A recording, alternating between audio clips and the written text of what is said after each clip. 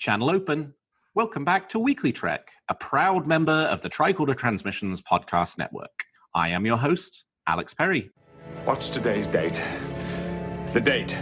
Today's show was recorded on June 19th, 2019, and is current through the end of Star Trek Discovery Season 2, so beware of spoilers. All right, let's get into the show.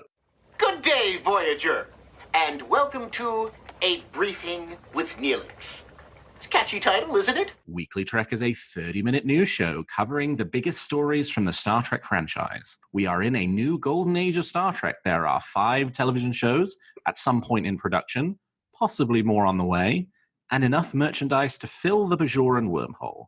So stick with me, and I'll help you sort the real facts from a lot of the Dominion propaganda that you'll find online. And boy, was it another banner week for Dominion propaganda. But I can't do this alone. And my guest this week is returning guest Thad Haight. Thad, welcome to WeeklyTrek. Oh, I'm glad to be back. You know the drill, Thad. Give me something that's got you excited about Star Trek at the moment. What's got you moving at Warp 10? Oh, man, so much. The biggest thing probably for me is that Jonathan Frakes has wrapped his episodes of Picard, which means it's going along, and we're gonna get Jean-Luc Picard in a Star Trek show this year. 4 episodes in the can, only 6 left to shoot. They're now moving into episode 5. It's moving along at a good clip, which is a very good sign for getting the show within the release timeframe that they laid out. Yes. Yeah, it is so exciting, and we will talk more about Picard because it's on the agenda this week after the big info dump we got from Alex Kurtzman. So a little bit on Picard and a little on all of the other shows.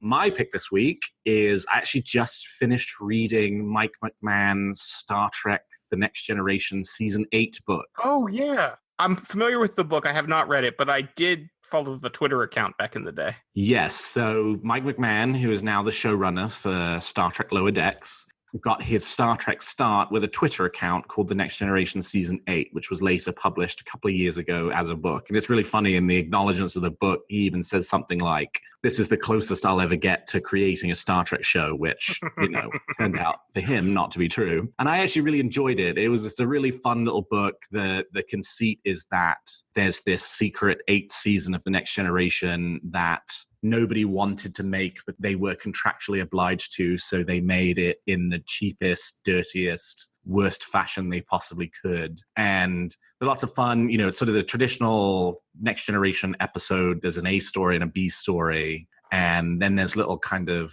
facts about the episode and sort of goofs and behind-the-scenes information, just like you get on Memory Alpha. And it's a lot of fun. I think it's totally different than Lower Decks will be because it's sort of partially in-universe and partially out-of-universe, whereas Lower Decks is entirely in-universe as far as we know. And so I think it's a little different than the humor style that we'll get for Lower Decks, but it was actually a really fun little read and made me really excited for this upcoming show. Oh, yeah. I'm definitely looking forward to Lower Decks. Also, after hearing what Kurtzman said about it in his interview. Well, without further ado, let's get into the week's top stories.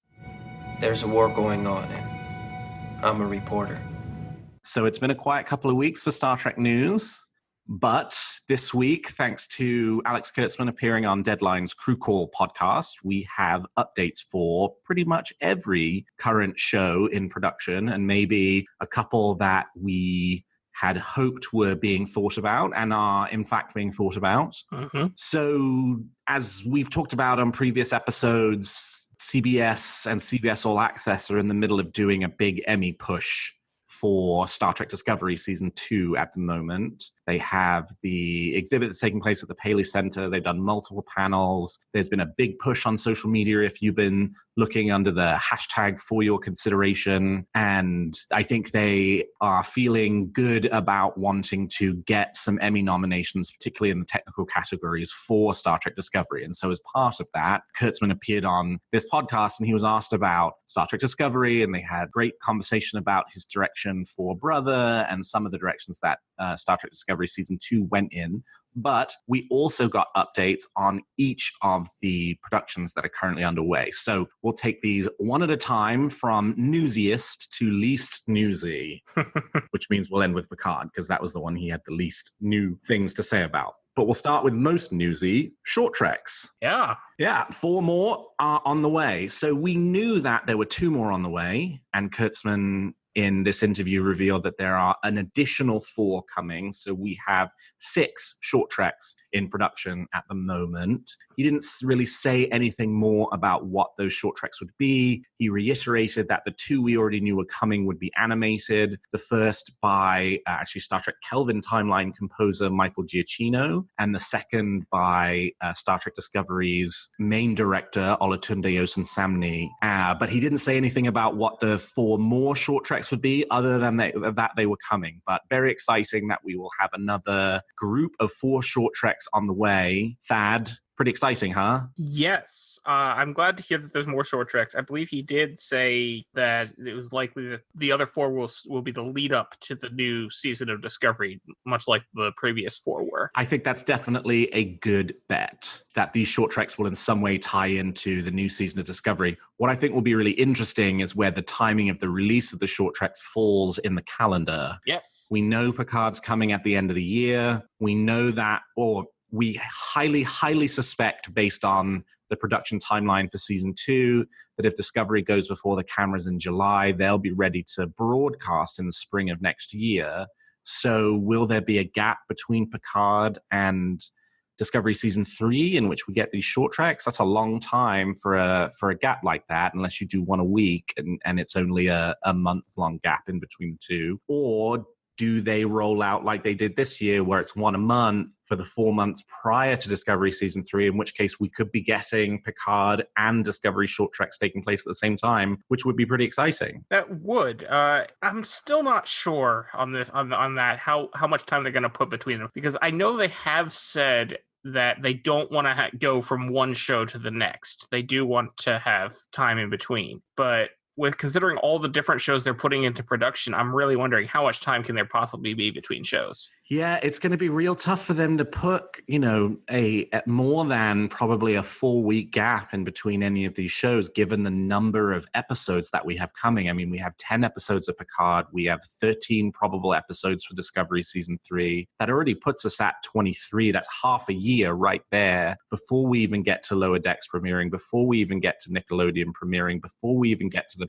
31 of Section 31, which could come by the end of that year, before we even get to the potential of when are we going to start seeing Picard season 2, assuming season 1 is successful. Oh, come on. Yeah, well, I mean, obviously. I think the scheduling is going to get to be a real challenge for them, but for us, it's great because it means that we'll have plenty of Star Trek to watch. As someone who likes watching Star Trek, I am fine with little to no gap between the shows. Me too, 100%. Okay, so that's short treks. Next up on deck, Lower Decks, which we were just talking about, and we'll hear a little clip from the podcast with Alex Kurtzman.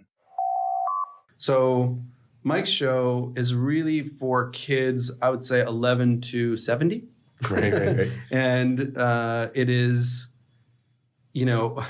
what I love so much about the way Mike is doing is planning things is that what would typically be the A story on any Star Trek episode is happening in the background. Right. Like huge, crazy shit is going on in the background, and that's super peripheral to the story that you're actually focusing on.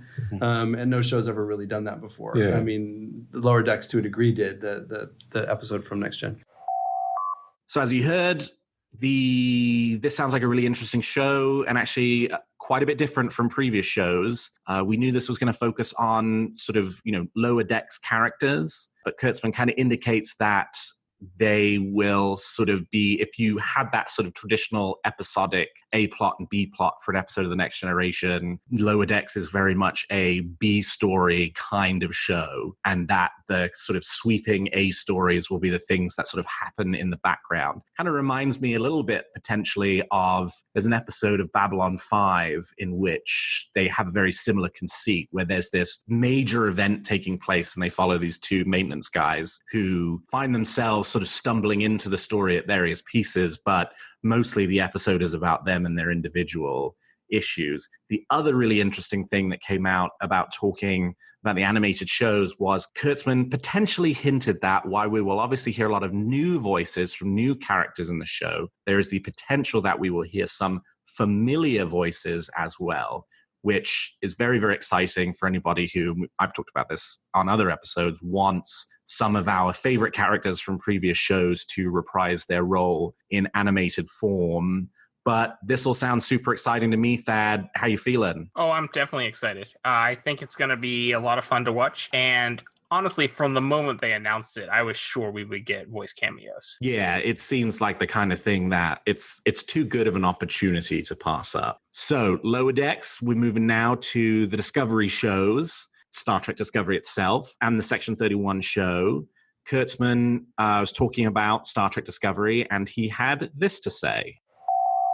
And you don't shoot anything until you've hammered out your 15, or do you start production? No, we're actually more ahead on season 3 than we've ever been. So is Picard shooting now, and you're breaking story on season 3? Yes. So Picard is in the middle of shooting, and we've broken the season, and the scripts are. I'm so happy with the scripts, and we are on episode 5 of season 3 of Discovery. We're far along. Oh wow! Yeah. Wow. Yeah. So very exciting. He feels like they are moving ahead of where they were in season 2. According to him, they've broken 5 of the season's episodes, which is great. Presumably, at least several of them are scripted, and it must now only be a matter of weeks before they go in front of the camera. Production was supposed to start back up again in Toronto in July, which, goodness, it's now nearly the end of June, so that's really not all that far away. And then the other interesting thing is him talking about the Section 31 show. As we'd heard previously, the show has not been, quote-unquote, officially greenlit, but it certainly does sound like Kurtzman remains pretty confident that it will be greenlit. He says fairly definitively that Section 31 will film right after they wrap production on Discovery Season 3. So that is also very, very exciting. Who knows where they're going to go with this, but lots of exciting things ahead. Thad, how you feeling? Oh, yeah. I'm definitely excited to see what happens with Discovery because, no one knows what's happening. And that's the cool thing. They're boldly going where no one has gone before. They really are boldly going where no one has gone before. I mean, it truly is no exaggeration to say that. In terms of big, bold moves that some might characterize as risky that a show could potentially make, Discovery has certainly taken that leap by totally shedding its entire sort of structure and milieu from the second season into wholly unknown territory. It's very, very exciting. Well, you know what they say, Alex. Risk is our business. Very nice. Very well done. Very well done. And lastly, we turn to Star Trek Picard, Next on Deck. Kurtzman talked at length about Picard, but he didn't really break a lot of news about the show. He said he thought that the cast was unbelievable, that one of the things that people loved about The Next Generation was the cast and the camaraderie between them. And he talked about how he felt like that was sort of also holding true for the Picard cast as well, even though they're all fresh faces. And as far as we know, don't currently feature anybody from The Next Generation. Reiterated Sir Patrick's role in the development of the show and the focus on the character. Talked about how this was a show that honors the Picard character, but maybe not in the ways that we might expect. And also, I think the most interesting little tidbit he dropped, which was that Picard has made some choices since Star Trek Nemesis that he's maybe not feeling too great about, which I think provides a really interesting perspective. The teaser trailer potentially portrayed it that there were a set of circumstances that had been external to Picard that had led him to make a certain set of decisions.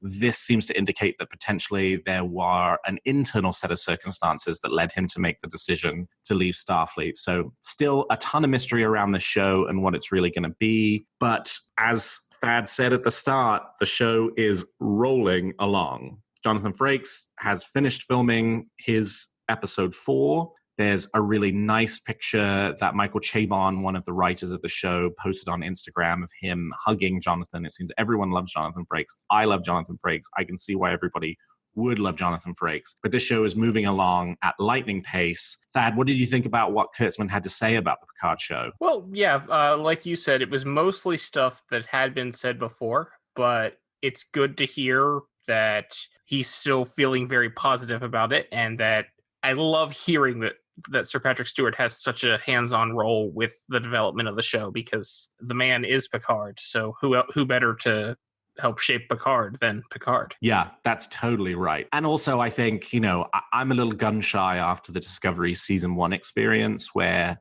we had the show announced and then it was nearly 2 full years before the show was premiered. So anytime there is a confirmation that things are moving ahead and are keeping the time, I welcome them all and am encouraged by them all, because I still wake up in a cold sweat remembering the 3 delays that we had for Star Trek Discovery, that just when we thought we were finally starting to get close to the bullseye, they pushed it back another 6 months and we were looking further into the future. Yeah, remember when it was going to be released for the 50th anniversary?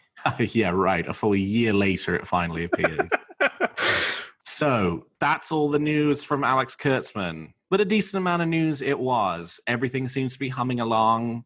5 shows coming. As we talked about, there's a lot of Star Trek on the way, and it's going to be a challenge for them to fit it all in. But it's a challenge that I definitely welcome them taking on, and am very excited for all of the projects. Oh, yeah. Me too. So, from the show front to the merchandise front, we are not too far away from San Diego Comic-Con. It is actually, as we're recording this, now about a month away. And so some of the big licenses have started to announce their San Diego Comic-Con exclusives. So if you've never been to San Diego Comic-Con, which I have not. I have not either. Who would? I mean, it's huge and extremely corporate and seems like it's really tough to get into. And Star Trek Las Vegas is about a couple of weeks later when you can just have all Star Trek all the time. Right? Right. I mean, why would you want anything else? True. At San Diego Comic-Con, over the last number of years, it's increasingly become a thing where retail companies will do exclusive for convention attendees.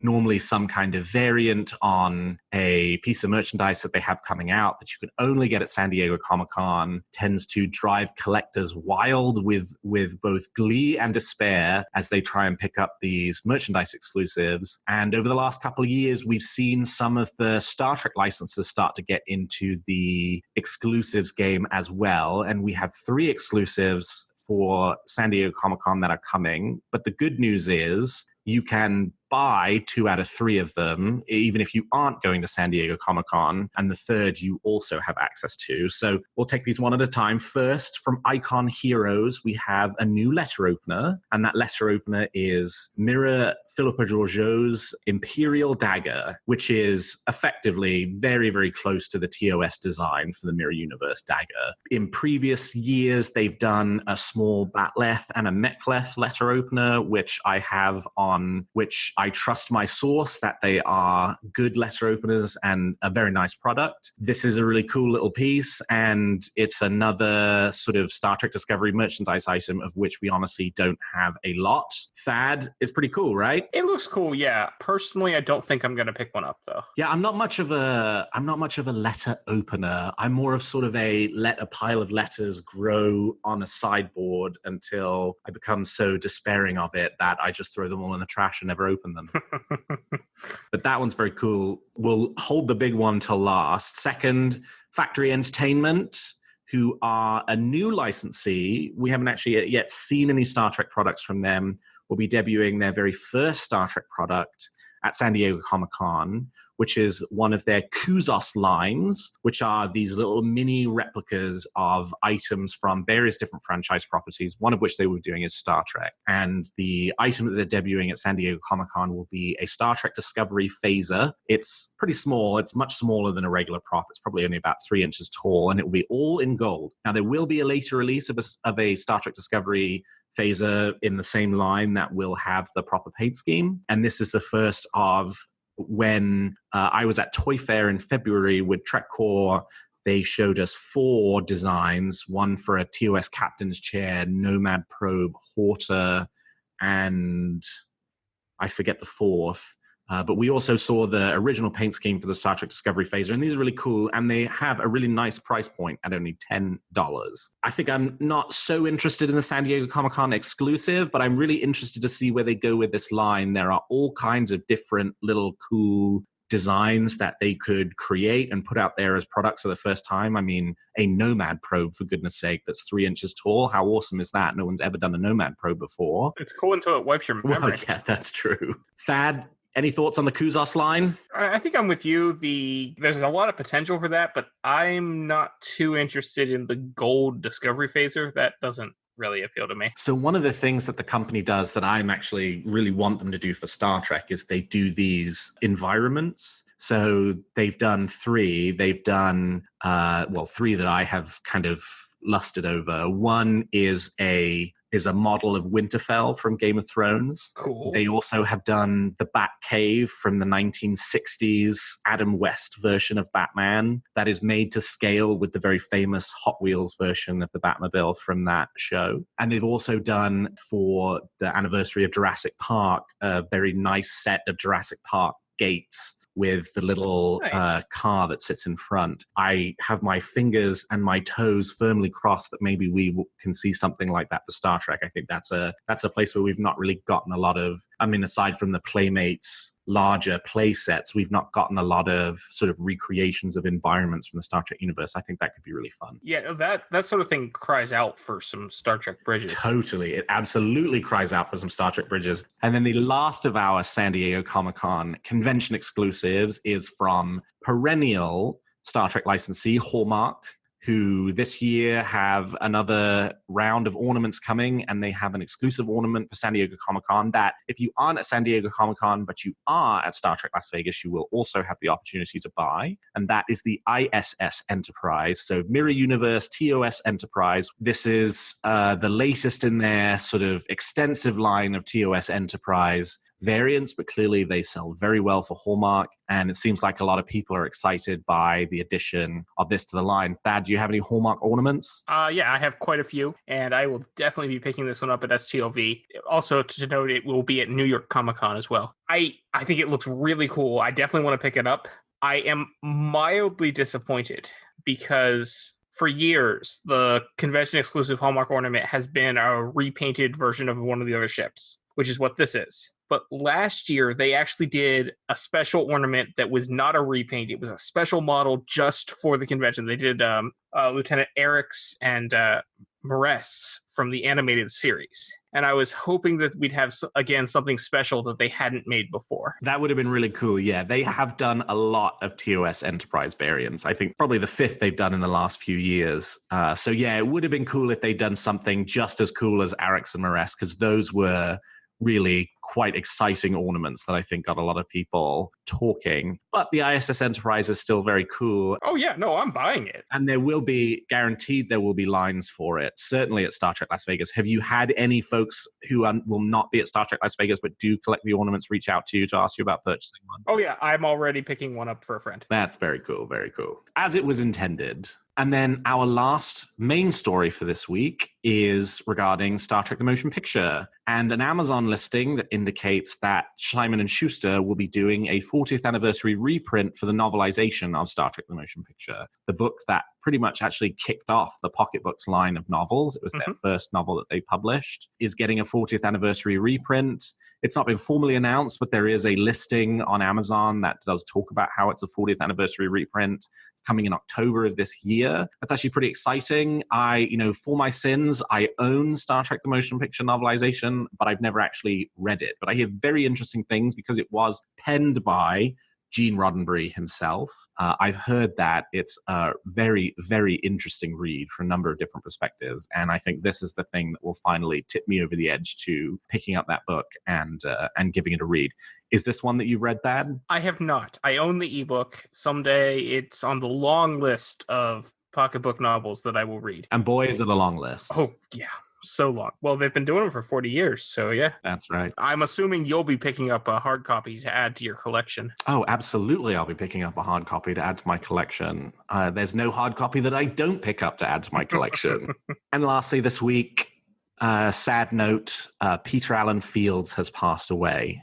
Peter Allen Fields has a long association with Star Trek. He was involved in The Next Generation and also in the first couple of seasons of Deep Space Nine. He is responsible for either co-writing or providing the story for some of Star Trek's most important and widely regarded episodes, including he did the teleplay for The Inner Light with Morgan Gendel for The Next Generation. He did the teleplay for Duet from Deep Space Nine. He did For the Uniform, and he also did the story for In the Pale Moonlight, which many people consider to be the best episode of Star Trek Deep Space Nine. I'm very sad that Peter Allen Fields has passed away, and we send our best wishes to his family and our thanks from the entire Star Trek fan community. Yes, it's very sad. He did a lot of great work, including one of my favorites, if she did not mention, Blood Oath. That's right, Blood Oath. And he created Garrick. Yes, he did. Which is perhaps his most important credit. I would definitely agree with that. Yeah, and also because he was in the room for the first season of Deep Space Nine, a lot of the establishment of the characters, the recurring characters, the atmosphere of Star Trek Deep Space Nine has Peter Allen Fields' fingerprints all over it. So he may not have kind of been sort of day by day formally associated with Star Trek for a hugely long time, in that he was on staff for Next Generation Season 5 and 6 and Deep Space Nine Seasons 1 and 2, but left an absolutely indelible mark on the franchise that will never be erased. Absolutely. I couldn't agree more. Well, we've talked about the facts, and now let's move to the fun part. You make some very good points, Captain. But it's still all speculation and theory. So, as we do every week, each week, I and my guest will give a theory or a wish about the future of the Star Trek franchise. All right, Thad, let's hear your theory or wish for this week. I think that Rene Auberjonois will be a guest voice on Lower Decks. That is a big claim. Tell me why. Because he's done a lot of voice acting. It's the big one. He's been in a lot of video games. He's been in other shows. He's in the last 10, 15 years, 20 years, I guess, really. He's done a lot of voice acting, more voice acting than regular acting, I believe. And I think that he also has a very recognizable voice. So I think fans would love it. And there you go. I mean, and Odo's a great character. So, if they could find a way to A, have Rene Auberjonois, and B, have him reprise Odo in some way, shape, or form, I think a lot of people will be... My guess is it won't be Odo. Your guess is it won't be Odo. Yeah, I mean, there's nothing that says that even though we might hear familiar voices, that those voices have to be the same characters that they played in previous Star Trek. That's actually really interesting. I hadn't kind of considered that until you said it, but it's totally true. He played a different character on Enterprise. That's right. And not, the animated series, Jimmy Doohan played like 20 different characters, as did Majel Barrett. Yeah, and you could tell more with the Majel ones than the Doohan ones. Yes, you certainly can. Yes, Doohan was, let's put it this way, Doohan was a very talented voice actor. Majel was fabulous. Yeah, no, that's really interesting. Yeah, I hadn't thought about that. Yeah, we could have familiar actors playing unfamiliar roles. That would be really cool, actually. It would be nice if a couple of them played the old roles. I'm still holding out for seeing some characters. Oh, and I think that probably will happen. But my guess is that if Renee's on, it'll be a different character. Yeah. And, I mean, consummate professional, widely liked, has a really interesting voice. So is, as you say, perfect candidate for a voice actor. Mm-hmm. That's cool. I'm going to ruminate on that. All right. So my theory this week relates back to the short treks. The 4 short treks that we're getting in advance of Discovery Season 3. My theory is that those short treks will not relate to the USS Discovery, but will relate to the 23rd century that they left behind. I think the short treks are a perfect opportunity for CBS to sate the desire of Star Trek fans who have been very bold in their pronouncements that they want to see Captain Pike, Lieutenant Spock, and Number One return to their screens in some way. And the one piece of the Alex Kurtzman interview that we didn't talk about, because I was holding it for this moment, was that he said, they had definitely heard the fan interest in those characters and were trying to think about ways to bring them back.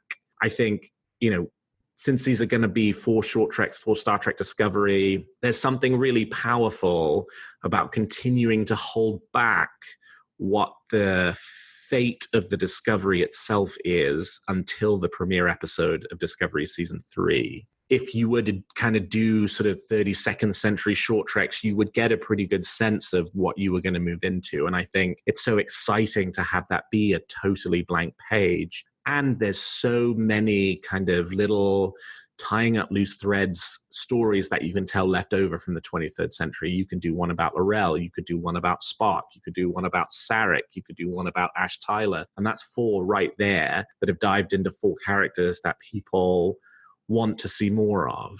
So that's my theory. I think we won't see Michael Burnham and the Starship Discovery until the premiere episode for Star Trek Discovery Season 3, and the short treks will give us a good opportunity to go back to the 23rd century and tie up some loose ends. What do you think about that? I think that's a very likely scenario. It would make perfect sense for them to do short treks based on characters we left behind, and I'm all for it because I want to see more Captain Pike. I want to see more Laurel. And also, I think, since we suspect, we don't know this, but we suspect that the Section 31 show will be set in the Discovery timeframe, that the short treks could potentially be a good bridging mechanism between the end of Discovery Season 2, but could set up some ideas that might carry through to Section 31 if some of those 23rd century characters will appear in that show, which, it's total speculation, but if Georgiou's going to go back to the 23rd century, why wouldn't Laurel appear at some point? Why wouldn't Ash Tyler appear at some point, since they've clearly maneuvered him into the top job for whatever the 23rd century version of Section 31 is going to end up being? So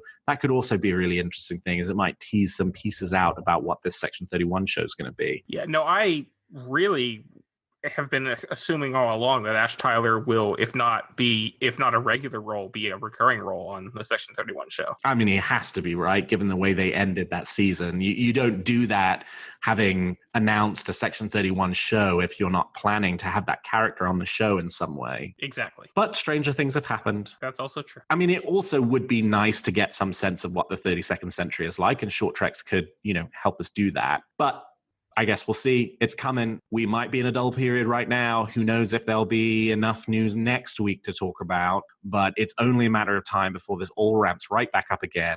And San Diego Comic-Con is now only a month away, and I think there will be plenty for the Star Trek franchise runners to talk about there, whether it relates to Star Trek Picard, whether it relates to Lower Decks, whether it relates to the Nickelodeon show, the Section 31 show. There are lots of details still under wraps, whether it relates to Star Trek Discovery Season 3, and there's the potential for them to tell us some really quite exciting things. So bear with me if this continues to be a slow news period. It's the summer. We're between shows. There's lots happening behind the scenes, but not a lot leaking out. And we will continue to do these episodes when there is enough news to talk about, and I'll give you a break when there is a slow news week.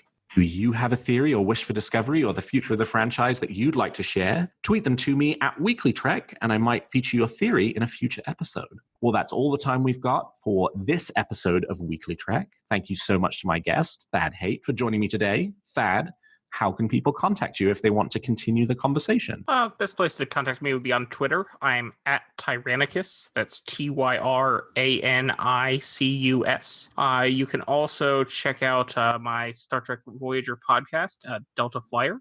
That's on Twitter at Delta Flyer Pod. And my Stargate podcast, Stargate Weekly, which is on Twitter at Stargate Weekly. And you can find this show on Twitter at WeeklyTrek and me at Alexander T. Perry. And if you enjoy the show, please consider leaving us a 5-star review on your podcast player of choice. And please check out some of the other great shows on the Tricorder Transmissions. And if you like our shows, please also consider becoming a Patreon of Tricorder, which you can find at patreon.com/the Tricorder Transmissions. And lastly, if you're looking for Star Trek news on the internet, I hope you will turn to trekcore.com. Well, thank you, Thad. Thank you to my listeners. And until next week, live long and prosper.